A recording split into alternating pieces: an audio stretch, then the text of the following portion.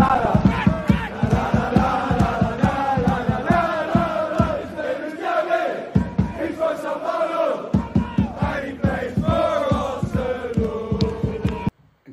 tena Gunners XG katika siku nyingine ambapo tunajadili matokeo ya mchezo kati ya Ipswich Town na Arsenal, mchezo uliofanyika katika uwanja wa Portman Road. Ni mechi za mwisho hizi, zimesalia mechi 5 tu za Premier League kwenye uwanja huo, kwani Ipswich Town almost wameshajihakikishia kuteremka daraja. Kuna gap kubwa sana kati ya wao na timu inayofuata juu yao, kwani Ipswich Town ina pointi 21. Timu ya juu yake ni West Ham United ambayo ina pointi 36. Baada ya West Ham inafuatia Tottenham yenye pointi 37, alafu Manchester United pamoja na Wolverhampton Wanderers zote zina pointi 38. Kwa hiyo kufika huko almost haiwezekani, kwani maximum point sasa hivi ambazo Ipswich inaweza kuzifikisha ni 36, na bado kuna goal difference kubwa sana kati yake na West Ham United. Kwa hiyo tunaweza kusema kwamba Ipswich imekuwa relegated sadly, na nasema sadly kwa sababu tungependa kuona mabadiliko kwenye Premier League, kwamba timu zinazopanda zinakuja kuonyesha uwezo wake.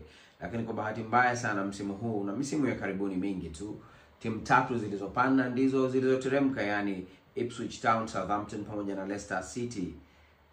Nasikitishwa sana na kushuka kwa Leicester City, kwani ni timu ya mji ambao mimi ninaishi. Kwa hiyo ina maana sasa hivi kuangalia Premier League itanilazimu kuondoka nje ya Leicester.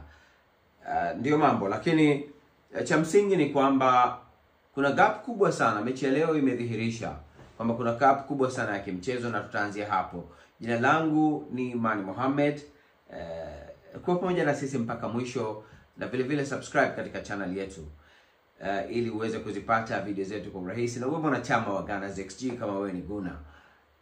Tuanze na jambo ambalo liko nje ya uchambuzi wa mechi na tunadhani ni la muhimu. Ndani ya siku 10 zijazo kutakuwa kuna kipindi kimoja au viwili vya comment zenu Gunners XG. Kwa hiyo tafadhali sana kwenye video hii weka comment au swali ambalo ungependa kulijibu, whether unataka kuzungumzia performance za Arsenal au nusu finali ya Champions League dhidi ya Paris Saint-Germain itakayofanyika tarehe 29, au kitu chochote ambacho kinahusiana na Arsenal, labda usajili na kadhalika.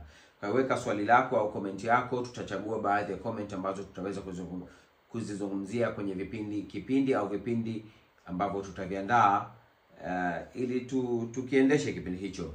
Kwa hiyo please tafadhali ni sana wekeni comment zenu katika video hii za maswali yanayohusiana na Arsenal. Tukiondoka kwenye swala hilo, turudi kwenye mchezo. Hoja ya kwanza tulikuwa tukizungumza ni gap ya uwezo wa kimchezo kati ya timu za Premier League na timu zinazopanda daraja. Kuna gap kubwa sana, kwani sio tu gap hilo limedhihirika kwenye mchezo wa leo, lakini timu zilizopanda 3 kama tulivyosema ndizo zilizoshuka.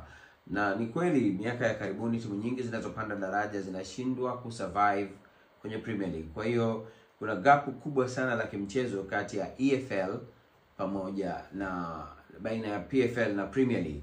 EFL na Premier League yani Championship kwenda chini, daraja la Championship. Sasa na hii nadhani inachangia kiasi fulani kuzorotesha uwepo wa wachezaji wa Uingereza katika timu za Premier League, kwa sababu si wachezaji wengi wanaochukuliwa kutoka madaraja ya Championship. Kwa mfano, msimu uliopita unaweza kuhesabu wachezaji ambao wamecheza Championship na kuja kucheza Premier League, mathalan Jordan Philogene, Omari Hutchinson.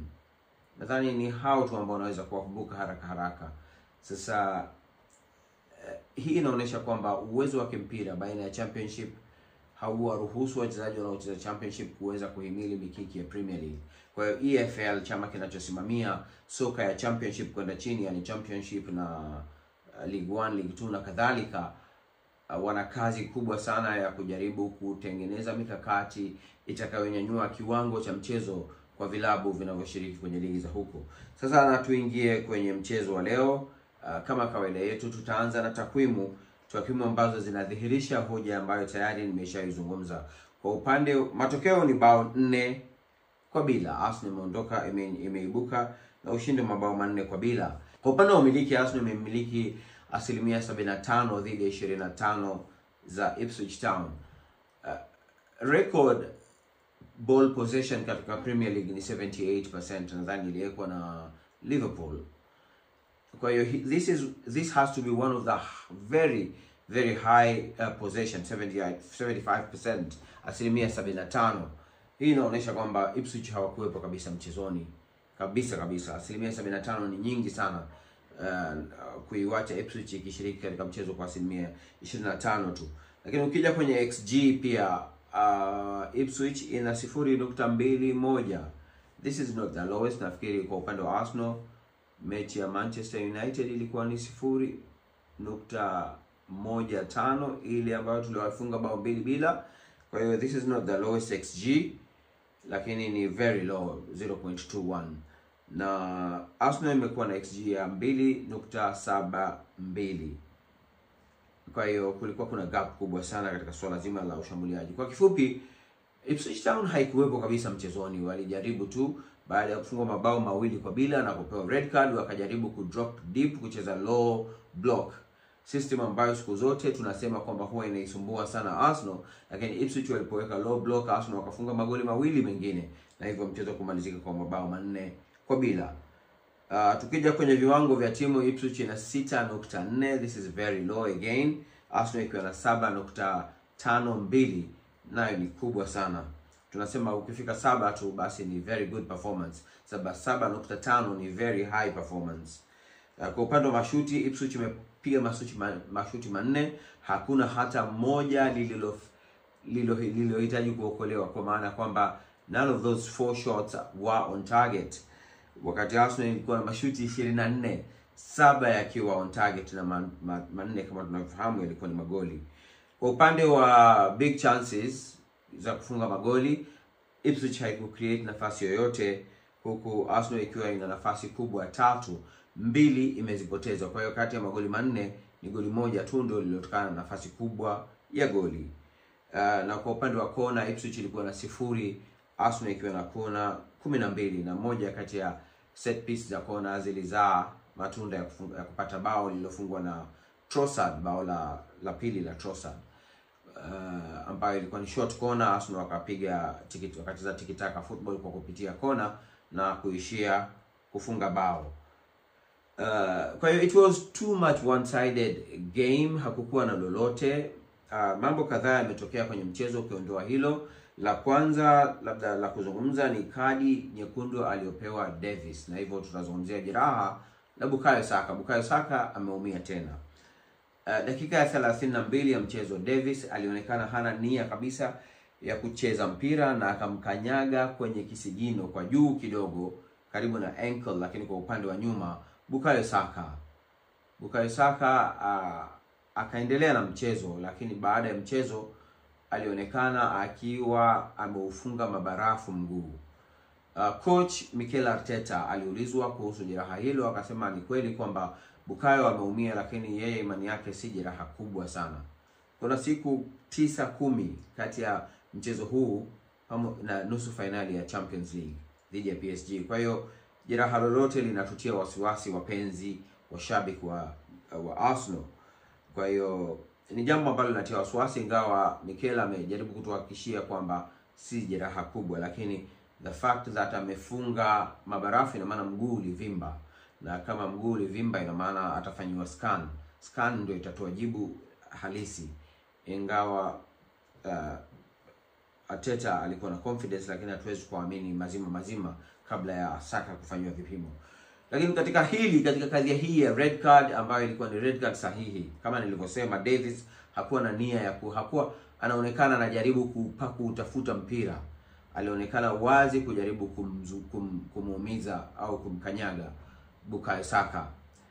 Washabiki wa Ipswich Town baada ya pale walikuwa wanamzomea Bukayo Saka mpaka kutolewa kwake, wakimaanisha kwa kawaida it was a very disgusting thing to do. Lilikuwa ni jambo ambalo linakirihisha kulifanya.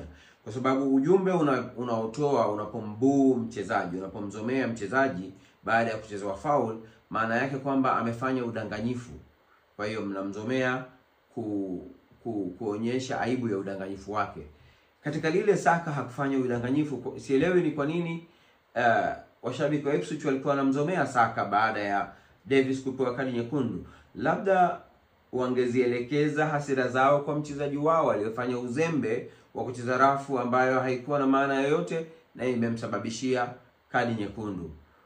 Yule ndio alikuwa waelekeze hasira kwake, lakini badala yake wanamzomea Bukayo Saka. Sielewi washabiki wa soka wa Uingereza, they will always amaze me.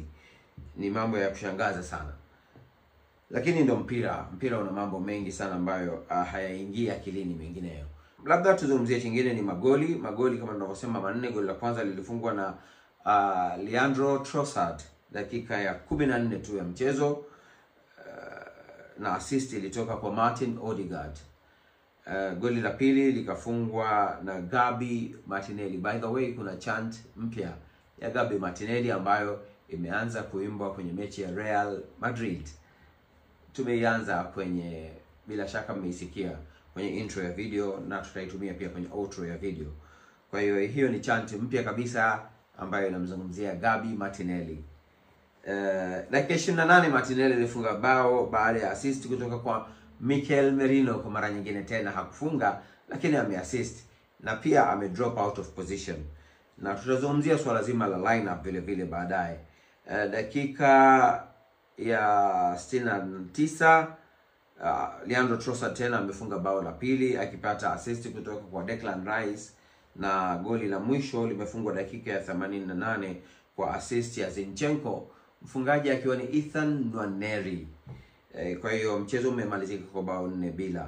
Hiyo ndio kwa upande wa magoli. Chingine cha mwisho ambacho tungependa kukizungumzia ni performance za wachezaji wa Arsenal. Tukianza na captain Martin Odegaard.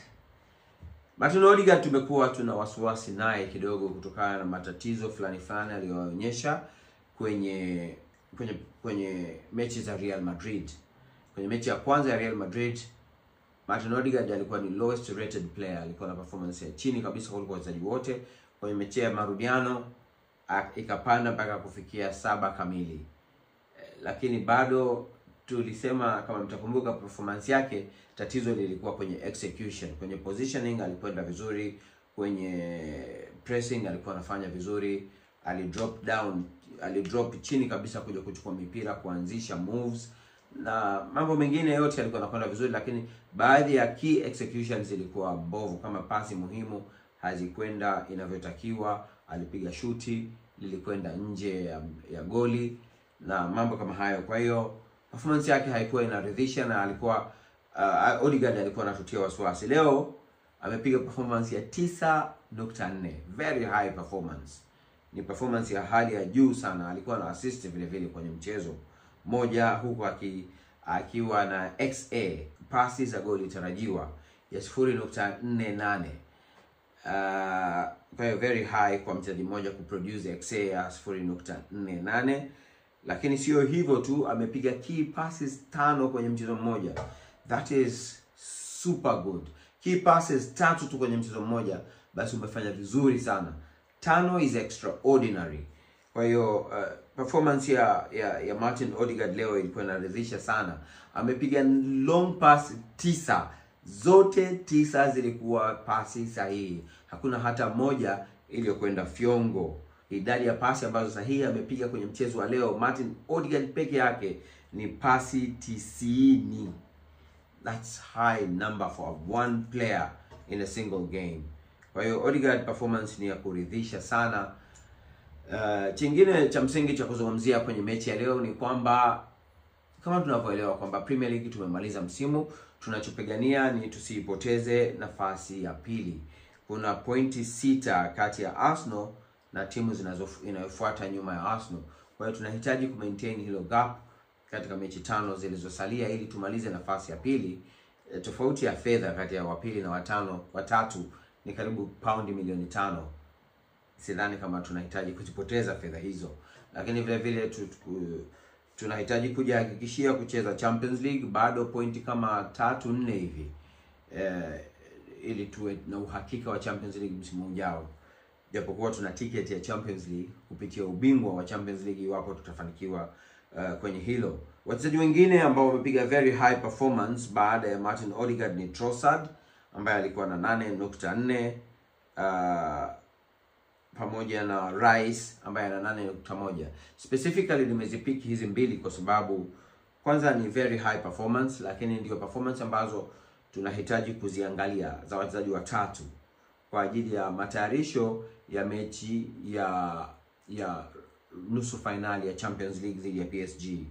Trossard, Mikel Merino pamoja na Rice. Kwa nini nasema hawa tunahitaji kuangalia kwa jicho la upembuzi sana? Sababu ni kwamba wote watatu hawa wanabadilisha nafasi au kuingia kwenye lineup kufuatia kufungiwa kwa Thomas Partey. Maana yake Rice anaondoka kwenye left box to box midfielder kuja kucheza CDM, Central Defensive Midfield, mlinzi, kiungo mlinzi.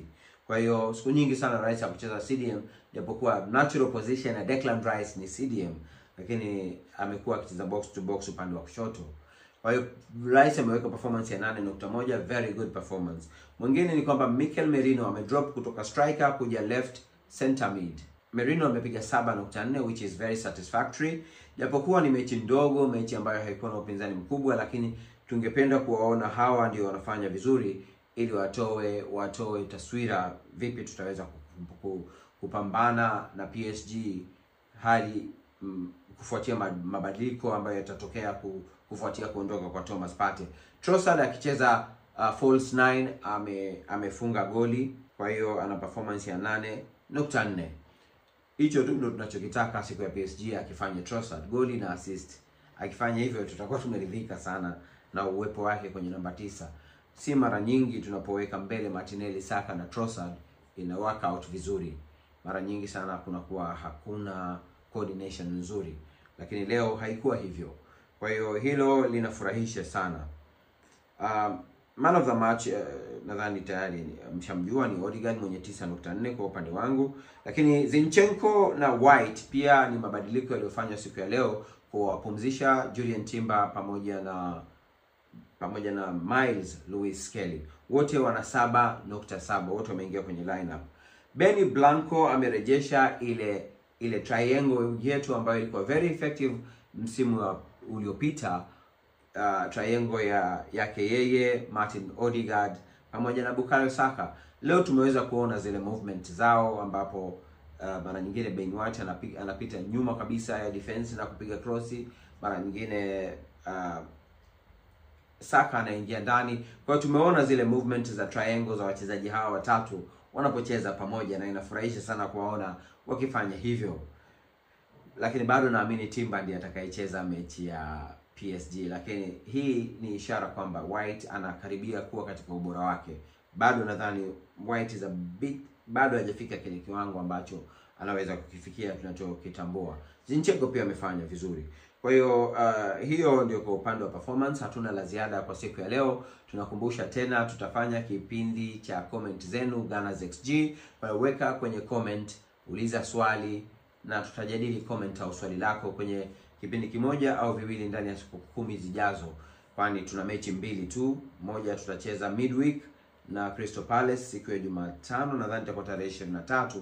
Baada ya hapo hatuna mechi mpaka tarehe 29. Na niwapongeze Premier League kwa kutowaekea Arsenal mechi weekend ijayo ili waingie wawe katika hali ya matayarisho mazuri midweek siku ya Jumanne, kwani tungecheza weekend ingeleta usumbufu, ingebidi tu rotate, huenda tungepata majeruhi na mambo kama hayo. Kwa hiyo mechi ya Palace kuwekwa Jumatano ni kitendo kizuri sana kuipa nafasi Arsenal kufanya vizuri kwenye mechi ya kwanza ya nusu finali ya kombe la mabingwa wa Ulaya itakayofanyika katika uwanja wa Emirates saa 2 usiku tarehe 29. Tunaisubiri kwa hamu kubwa sana mechi hiyo. Naitwa Amani Mohamed. Asanteni sana kwa kutufuatilia. Tukutane tena siku nyingine.